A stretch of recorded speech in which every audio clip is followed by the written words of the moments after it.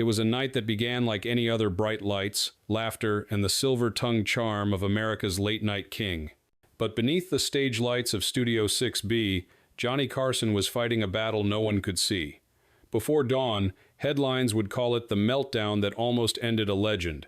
This is the untold story of the night Johnny Carson nearly lost everything. It was late on a Thursday night in 1979, and the air inside Studio 6B was heavy with tension. Johnny Carson, America's undisputed king of late-night television, was about to step onto the stage for what seemed like any other episode of The Tonight Show. The audience had no idea that behind Carson's confident grin and his effortless charm, a storm was brewing, one that would nearly end his legendary career. For 2 decades, Carson had made America laugh, setting the standard for every talk show host who followed. But on this particular night, one mistake, one decision, and one unexpected confrontation would threaten everything he had built. Johnny Carson's rise to fame had been meteoric, but it wasn't without its shadows.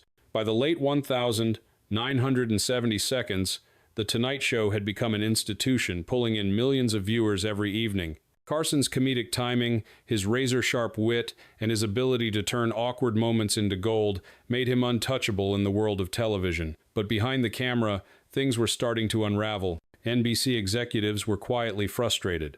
Ratings were dipping just slightly, but more than that, Carson's growing independence, his control over writers, producers, even show scheduling was making him, in their eyes, too powerful. Carson's negotiations with the network had become tense, and his patience was thinning. Years of late nights, failed marriages, and the pressure of maintaining perfection were catching up to him. That night, everything came to a head. The guest list seemed harmless enough. A rising stand-up comedian, a Hollywood actress promoting her latest film, and a surprise drop-in by a controversial political figure, a man known for his unpredictable remarks and short temper. But no one, not even Johnny himself, could have predicted how volatile that mix would become.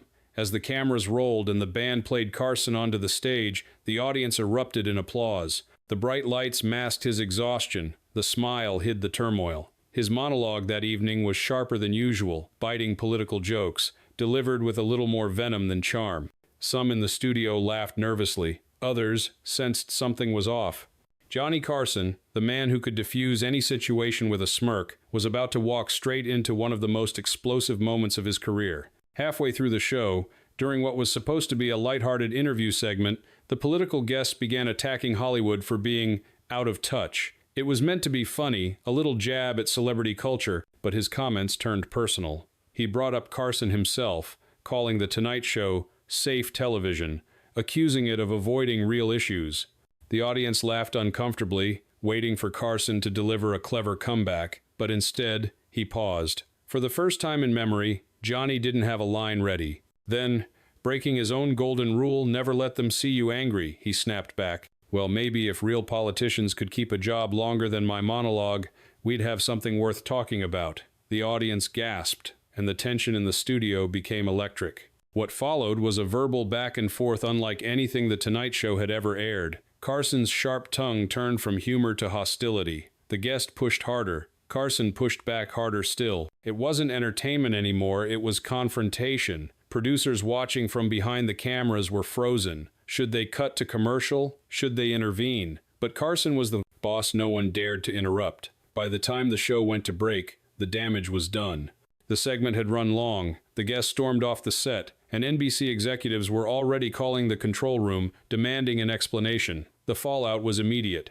The next morning, newspapers across the country ran with headlines like, "Carson loses his cool on air." Critics accused him of being unprofessional. NBC's phone lines lit up, half the callers furious, half exhilarated by the drama. For a man whose career had been built on control of his image, his timing, his audience, this was a nightmare. Carson retreated.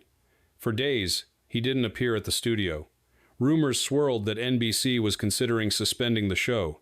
Some even claimed that Carson had threatened to walk away for good. Behind closed doors, Carson's closest friends described him as shaken. The perfectionist in him couldn't forgive himself for breaking character on live television. But here's where the story takes a turn. What most people didn't know was that Carson's outburst that night wasn't just about an unruly guest or a bad mood. It was the culmination of months of pressure and an NBC plot that was quietly developing behind the scenes.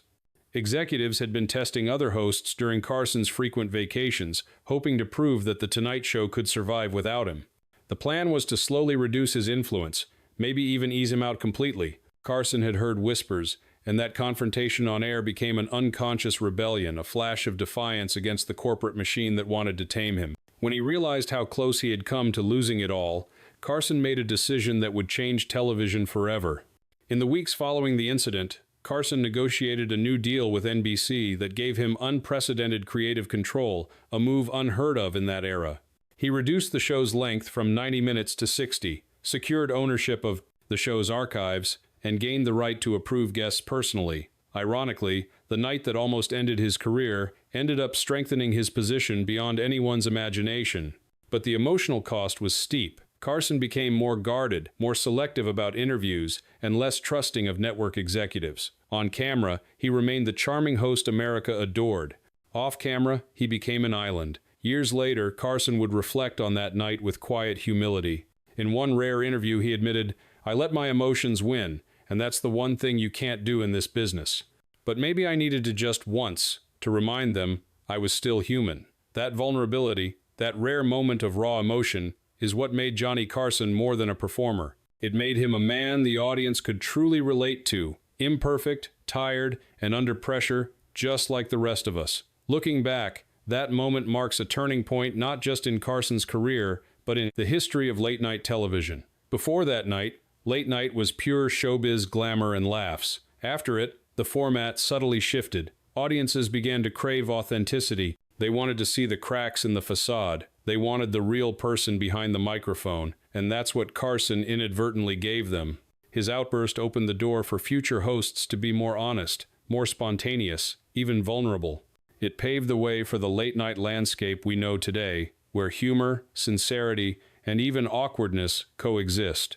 In the grand scope of television history, the night that nearly ended Johnny Carson's career became one of its defining myths, a reminder that greatness isn't about never falling, but about how you recover when you do. For Carson, that night forced him to re-examine what mattered most, not perfection, but connection. And in doing so, he secured his place as not just the king of late night, but as the man who gave it a soul. If you date her, he enjoyed this look into one of television's most shocking moments. Don't forget to subscribe for more hidden stories from the golden age of late night. What do you think? Did Carson cross a line that night, or was he standing up for himself? Comment below. I'd love to hear your thoughts.